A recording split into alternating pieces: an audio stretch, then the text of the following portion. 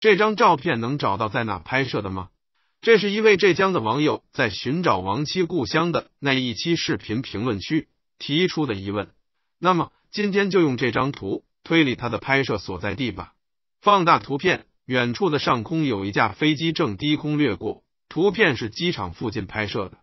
近处是一条4车道的公路，按照路面划线以及前方的摄像头和交通指示灯，可以证明前方是一个路口。加之环境的判断，这里大概率是国内，所以我们的搜寻目标是国内某机场附近。除此之外，因为太阳就在正前方，导致照片中所有的场景物都在背光处，因此整张照片都暗暗的，能提取信息就不多了。那么我国数百座机场，那这里究竟是哪呢？老观众都知道，遇到这种环境很暗的图，下一步就是 PS 调色提取线索了。经过 PS 的处理，就可以得到这张图了。从图中的太阳可以推理出，拍摄时间不是早上清晨就是傍晚前夕，因此这张照片是朝东或西拍摄的。根据飞机飞行的倾角，此时的飞机大概率在降落。但是无论降落和起飞，结合拍摄角度，都可以证明这个机场有一条南北走向的跑道。假如太阳在正东方向，时间为早上，从图中细看飞机的角度，发现它正往北飞行，偏一点西。同理，假如时间为下午，太阳正西，那么飞机正往南飞行，偏一点东。综合以上推理可以得出，无论此时是早上还是傍晚，无论飞机正在起飞还是降落，拍摄地附近的机场跑道都是南北走向，逆时针偏移一点的。这时候我们就可以引入一个概念，飞机跑道编号。在地图中细看每条机场跑道的两端都有一个数字，地图中查看广州白云机场最东南侧的跑道编号02，这是什么意思呢？众所周知，一个圆的角度是360度，把它平均分为36份，那么每一份的角度刚好10度。把地图调整到上正北，你会发现原来的02跑道的走向刚好旋转了大概20度的位置，也就是说，机场跑道的02就是告诉即将降落的飞机，你目前即将降落的跑道的航向从正北数起来顺时针20度。而来到同一条跑道的另一端20，说明此时飞机要降落的跑道是正北数起来的200度，也就是180的正南偏西20度，这就是全球机场跑道编码的含义。此外，这里的 L 和2就是左右的意思。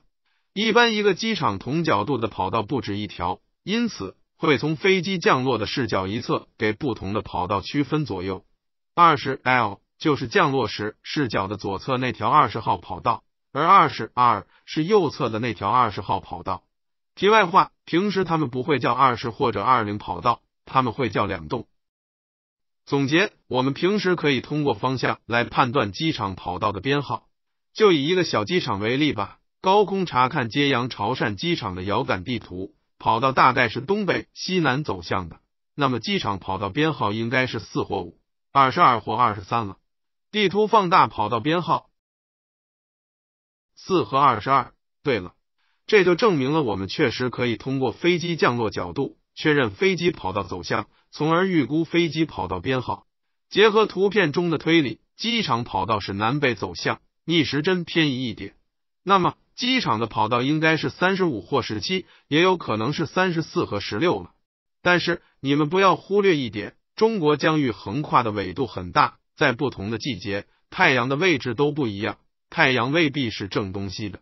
因此加上季节的不确定性，得出的跑道数值会有一定的偏差。因此预算机场10到20度的偏差，那么目标机场的跑道应该是14到19和32到01。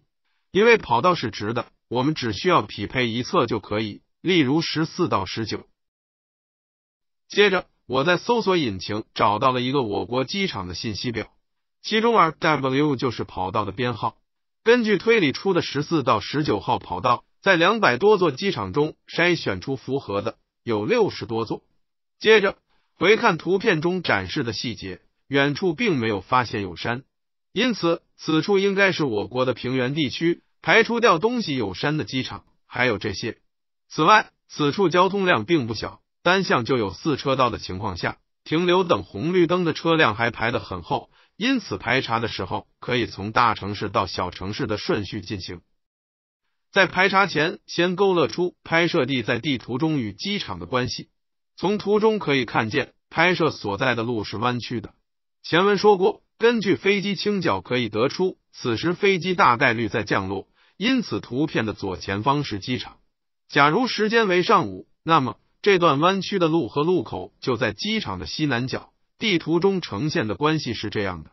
假如时间为下午，那么这段路和路口在地图上是这样的。利用缩略图及以上信息，对各个符合跑道信息的机场进行排查。20分钟后，最终在上海虹桥机场的东北侧发现了极其相似的弯路和路口。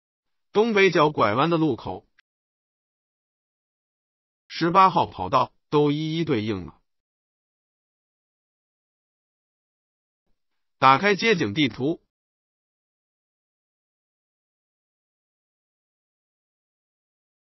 打开历史地图，路面、划线、路灯、交通指示灯、摄像头、路牌以及所有的环境都一模一样了。可以确认，就是这里了。这里是上海虹桥机场东北侧天山西路与绥宁路交叉路口的东侧，拍摄者在傍晚时分朝西拍的照片。有时候得到结果后，你会发现更多有用的信息。通过结果可知，此时的日落偏北，加上飞机朝南进近，此时大概率吹的东南季风，因此拍摄时间为夏季前后。此外，学霸们还可以尝试通过画线确定地平线，再通过图中太阳高度算出时间，接着通过时间以及飞机外形反映出的机型确定航班号。以上的只是我一个学渣的猜想，我是不会的。